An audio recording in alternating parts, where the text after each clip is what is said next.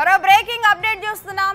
ఎన్నికలకు సమయం దగ్గర పడుతున్న కొద్దీ ఏపీలో పొలిటికల్ హిట్ కాకరేపుతోంది. అయితే కేసినేని నాని వ్యవహారంతో మరింత వేడి పుట్టిస్తున్నాయి.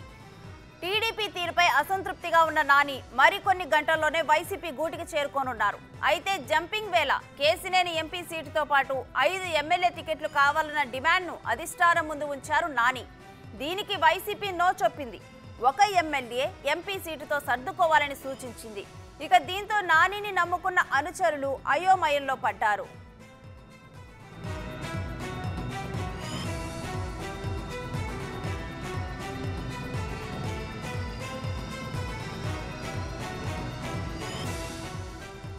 వైనాట్ 175 అంటున్న జగన్ వ్యూహాలు బెడిసి కొడుతున్నాయి. మార్పుల చేర్పుల వ్యవహారం తలనొప్పిగా మారింది. ఇప్పటికే అసంతృప్తుల జ్వాలలు ఎగసిపడుతూ ఉండటంతో నాని డిమాండ్లను పక్కన పెట్టింది వైసీపీ అధిష్టానం. ఎంపీతో పాటు ఒక ఎమ్మెల్యే సీటు ఇస్తామని హామీ ఇచ్చింది. ఈ మేరకు ఇప్పటికే నాని అనుచరుడు స్వామిదాస్కు అవకాశం కల్పిస్తూ తిరువూరు సీటును ఫైనల్ చేసింది. ఇక కేసినేని కూతురు శ్వేతకు, అలానే నాని ప్రధాన అనుచరుడు బొమ్మబోయిన సుబ్బారావుకి టికెట్ లేదని తేల్చి చెబుతోంది.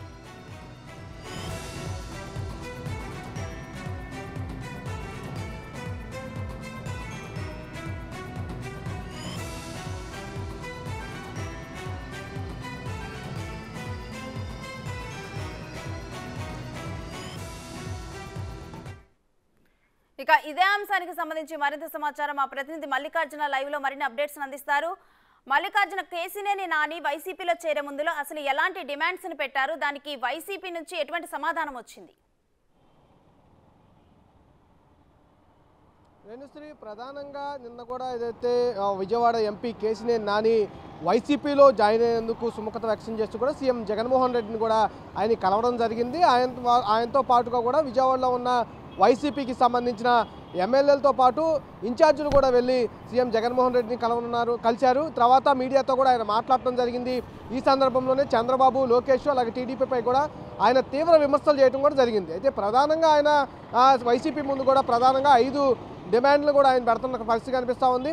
ఆ 5 డిమాండ్లు ఏదైతే ప్రధానంగా 5 అసెంబ్లీ సీట్లతో పాటు తనకు ఎంపీ సీటు కావాలంటూ కూడా ఆయన డిమాండ్ చేస్తున్న పరిస్థితి కనిపిస్తూ ఉంది. ఎందుకంటే తిరువూరు నియోజకవర్గంలో ఆయనపై ఏదైతే గొడవ జరిగిందో, ఎందుకంటే ఇటు టీడీపీలోనే ఆయన కొనసాగుతూ వచ్చి ఉన్నారు, ఇటు వాళ్ళ చిన్ని తమ్ముడు కూడా టీడీపీలోనే కొనసాగుతూ ఉన్నారు. దాదాపుగా 2 సంవత్సరాల నుంచి కూడా ఇరువురికి మధ్య పోటాపోటీగా కూడా గొడవలు జరుగుతున్న పరిస్థితి కనిపిస్తూ ఉంది. టీడీపీలో మెజార్టీ వర్గం కేసినేని చిన్ని వైపు వెళ్తూ ఉంది. కేసినేని నాని వైపు కొంతమంది మాత్రమే ఉంటా ఉన్నారు.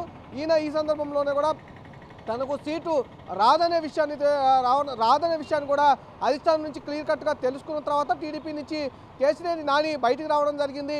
ఒక్కొక్కటిగా అంటే ఇక్కడ పార్టీకి సంబంధించి ఆయన జెండాలు, టీడీపీ పార్టీకి సంబంధించిన జెండాలు తొలగించడం, అలాగే ఆ కేసినేని భవన్కున్న ఏదైతే పార్లమెంట్ సభ్యుడు అంత ముందున్న 7 నియోజకవర్గంలో టీడీపీకి సంబంధించిన ఎమ్మెల్యేలు కావచ్చు, మాజీ ఎమ్మెల్యేలు కావచ్చు, ఇన్ఛార్జీలు కావచ్చు, వీళ్ళందరూ ఫోటోలతో కూడా కేసినేని భవన్ చుట్టూ ఉండేవి, వాటిని తొలగించడం, ఇవన్నీ తొలగించిన తర్వాత నిన్న అనూహ్యంగా కూడా వైసీపీని జాయిన్ అయ్యేందుకు కూడా ఆయన సీఎం జగన్మోహన్ రెడ్డిని కలవడం జరిగింది. ఆయన ముందు కూడా ప్రతిపాదన పెట్టడం జరిగింది. ఈ 7 నియోజకవర్గాల్లో సంబంధించి 5 నియోజకవర్గాల్లో నేను చూపించిన అభ్యర్థులకు సీట్లు ఇవ్వాలంటూ కూడా ఆయన డిమాండ్ పెట్టడం జరిగింది. అలాగే ఎంపీ స్థానానికి కూడా నాకు కేటాయించాలి, లోక్సభ స్థానం నన్ను కేటాయించాలంటూ కూడా ఆయన డిమాండ్ పెట్టడం జరిగింది. వైసీపీ మాత్రం కంపల్సరీగా ఇన్ని డిమాండ్లు మేము అంగీకరించలేమంటూ కూడా తేల్చి చెప్పినట్టు కూడా తెలుస్తూ ఉంది. ఈ సందర్భంలోనే ఆయన కూతురు శ్వేతకు, ఎవరైతే శ్వేత ఉన్నారో, రీసెంట్గా టీడీపీకి ఆమె కార్పొరేటర్ పదవికి రాజీనామా చేసింది. టీడీపీకి ఇంకా రాజీనామా చేయలేదు. కార్పొరేటర్ పదవికి ఆమోదం పొందిన తర్వాత టీడీపీ సభ్యత్వానికి రాజీనామా చేస్తున్నట్టు కూడా మొన్న రాజీనామా చేసిన తర్వాత, కార్పొరేటర్ పదవికి రాజీనామా చేసిన తర్వాత ప్రకటించడం జరిగింది. ఆమెకి ఎమ్మెల్యే పదవి ఒకటి ఆయన అడుగుతూ ఉన్నారు. అలాగే ఆయనకి విజయవాడ లోక్సభ స్థానాన్ని కూడా డిమాండ్ చేస్తున్న పరిస్థితి ఉంది. ఈ 2 సీట్లు మాత్రమే వైసీపీ ఇచ్చేందుకు సుముఖత వ్యక్తం చేస్తూ ఉంది. ప్రధానంగా ఆయన అడిగిన 5 సీట్లు మనం ఒకసారి చూస్తే కనుక విజయవాడ పశ్చిమ నుండి ఎంఎస్ బేగ్కు అవకాశం కల్పించాలని కూడా వైసీపీ ముందు ఆయన పెట్టినట్టు కూడా తెలుస్తూ ఉంది. అలాగే నందిగామ నుండి కనిగంటి జీవరత్నం ఆయనకు సీటు ఇవ్వాలని, అలాగే తిరువూరు నుండి నల్లగుంట్ల స్వామిదాస్కు సీటు కేటాయించాలని, అలాగే మైలవరం నుండి బొమ్మసాని సుబ్బారావుకు సీట్ ఇవ్వాలని కూడా నాని అడిగినట్టు కూడా తెలుస్తూ ఉంది.